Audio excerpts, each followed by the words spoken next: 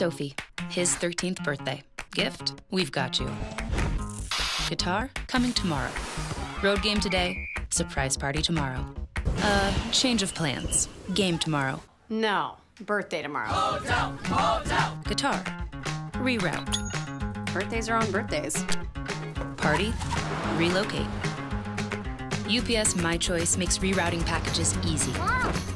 How we're helping companies solve for the needs of customers like Sophie.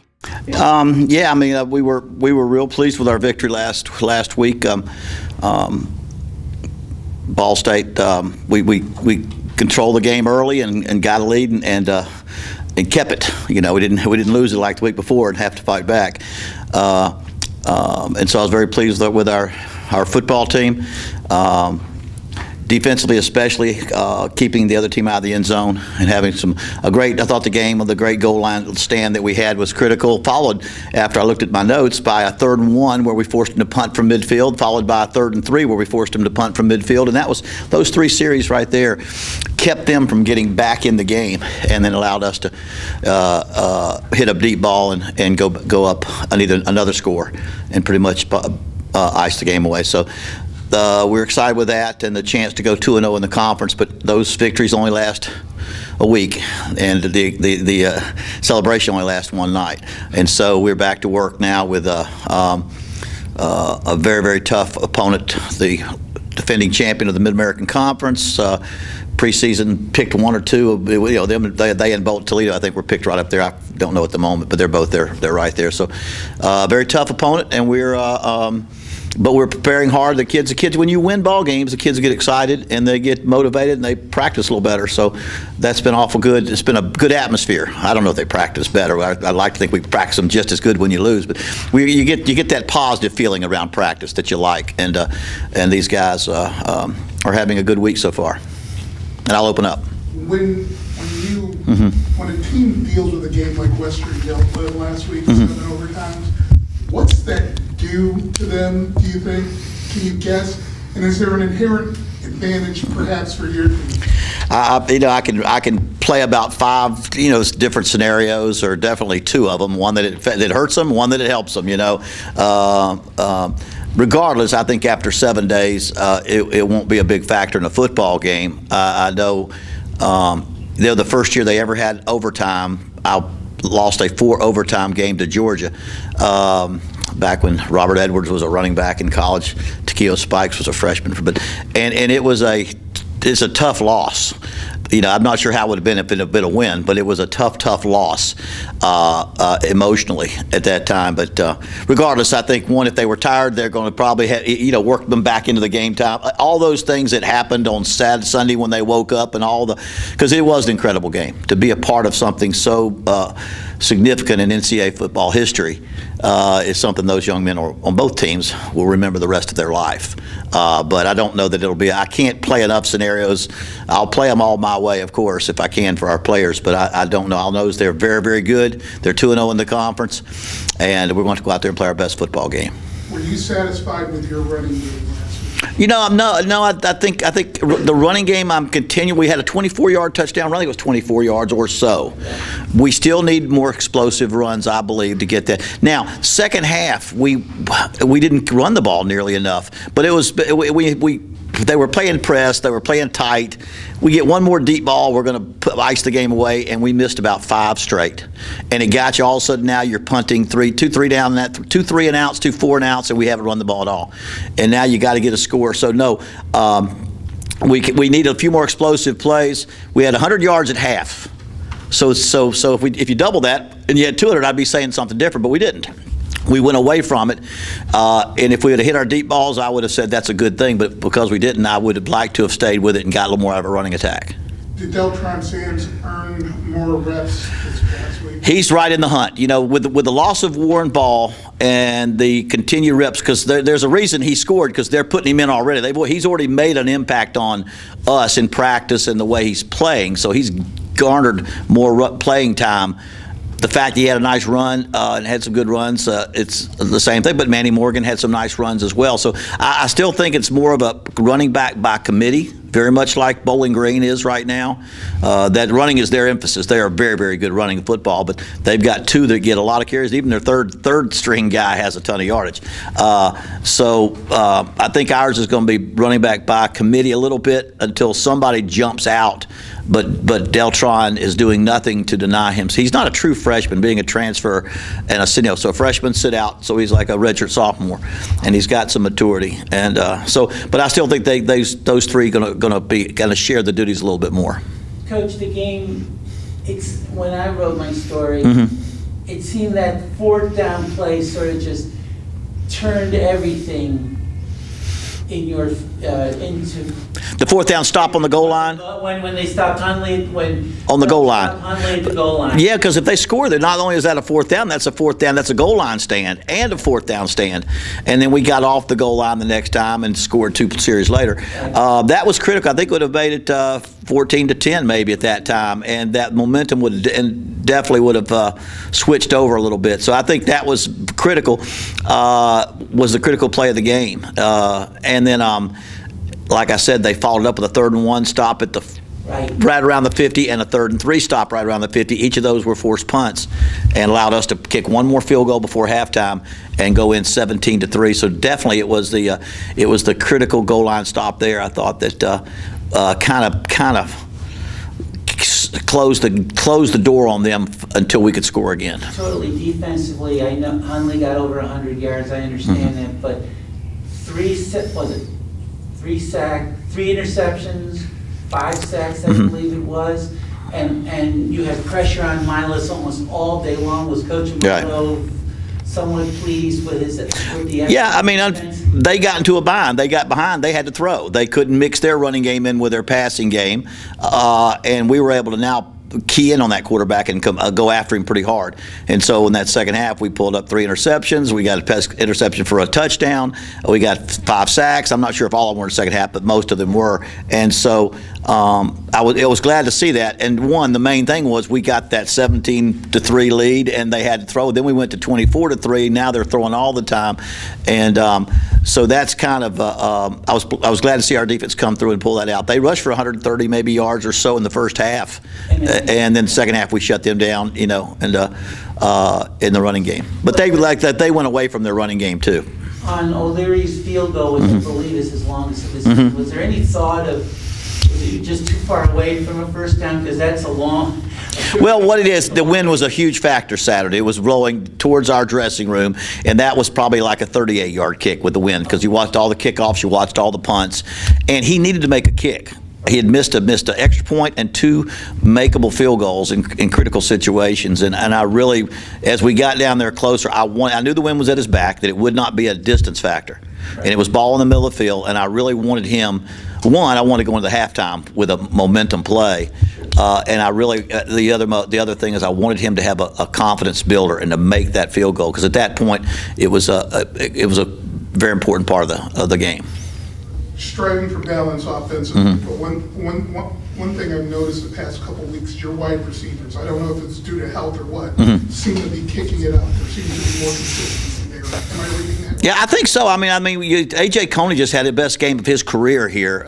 Chapman makes critical 3rd down plays. Wolf is now healthy. He missed the first 2-3 games. He's back now. Quad is just every game. He's such a his football skills are just now coming into play as he's learning more how to play football. And so that's if we get Sean Bickley healthy again, he's been unhealthy, and that'll help us some there. But I think we're seeing 3 or 4 play guys that are dependable, and those were guys that and they're throwing with Tommy Woodson a lot more now that he's being able to throw to them. So it's going to have to get better and better. Like I say, we missed. It was amazing. Most of Tommy's misses were with the wind at his back. Going towards our score, he missed about 4 of his throws to the wind at his back, and made his 2 touchdown throws because he had to stick the ball right on the guy. When he was going into the wind, he was very much sticking the ball right on the defender. When he threw the ball with the wind, he let the ball get up in the air, and it just took it 4 or 5 yards further. And we need to make those adjustments and make those corrections when that happens. But they're starting. The receivers are. You're starting to find guys that you can go to in tough situations. The other thing on the defense, yes, everybody knows about Gilbert, but boy, some of the other guys have really stepped up. John Lako has stepped up. Jamal has stepped up. Alvin came back after this, from his suspension for the last targeting. year and a half. Yeah, I think the linebackers, the two inside linebackers, Hauser and Lako, were both walk-ons. Right. They're both very, very good football players. Both had interception. Saturday, Jamal Davis is starting to get the feel for playing defensive end as opposed to playing a stand-up linebacker, starting to get the feel for it, and Alvin Davis is almost always all over the field. But Ulysses Gilbert, 13 tackles, tied with Lako.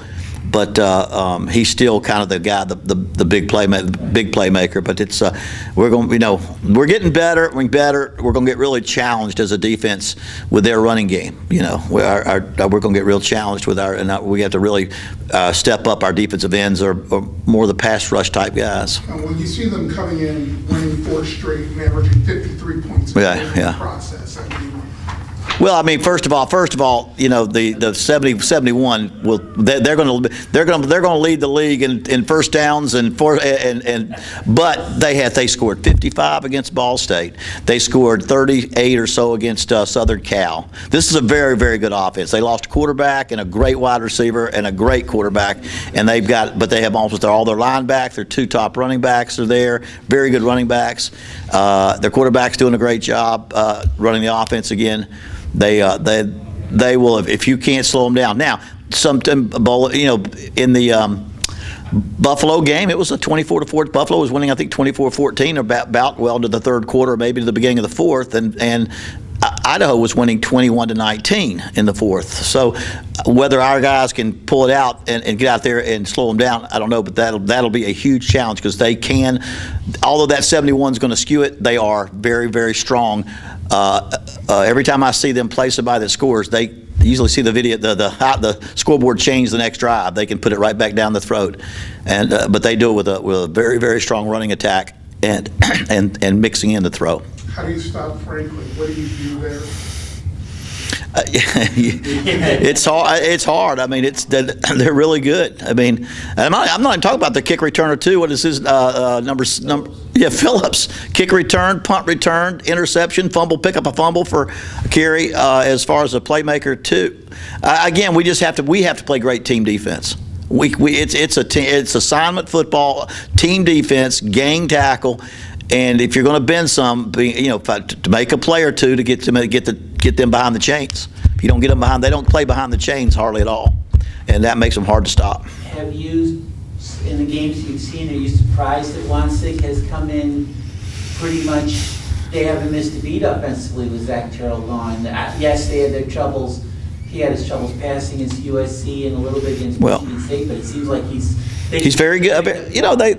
Western Michigan's a good program. They were a pretty good program before even A.J. Fleck got there, and they were a good program there. And they're not devoid of athletes, and so they've got good football players. And just because last year's guy was one of the best in the country. I mean, he won the award for the Sullivan Award, whatever the academic award, Sullivan Award in New York as the outstanding all-around type of character type quarterback, and did a great job. But they've got good football players, and they've got a tackle that the NFL is looking at pretty strong, an offensive tackle, and they got all those guys back. They're very good at doing that part. So it'll take a great effort by our whole team, our entire team. We've got to play well offensively to keep them off the field. We've got to play well in the special teams to create field position opportunities for us, or give them the worst possible field position scenario. We've got to win the turnover battle, because you put them on our side of the field, it's going to be 7 points.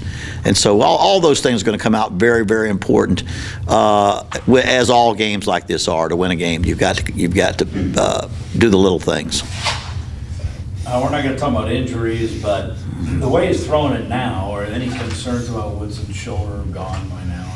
No, he's been really, almost that first half was the best football he's played since I've been here. His ball out of his hands quickly, unbelievable accuracy. Got with the wind behind him on the other side and just got it. I mean, he got the ball up in the air, and the wind just took it. So, but he really had one heck of a football game, and the other half he was real disappointed because he had opportunities to really hit some people that would just ice that thing up. And but I think he's playing better and better, and he's really trying to lift his own game. He's really working hard just in his preparation to even improve his own game. But I'm not disappointed there at all. You at the beginning kind of wonder maybe where the speed come from, but now you got Wolfpack and you've got 2 track team sprinters out there, so all of a sudden teams have to respect you can throw the ball for. Yeah, we got some guys that can that run pretty good, and we've got to make sure we keep that part of the offense. Like I say, the teams, what Western Michigan is going to do. I've been saying William & Mary, WMU, William & Mary University. Every time I see WM, I think of William & Mary. I played against them years ago, and that's where my mind goes. This team that we play does a great job of attacking the run. Their run defense and their safeties are very involved in the run game. And that does mean they've got to play you single coverage at those other positions. And so just as we need to hit those deep balls, we need to run the football to create situations where they can't play safeties over top all the time. And if you can hit a few more of those deep balls, nothing backs the defense up more than hitting those passes.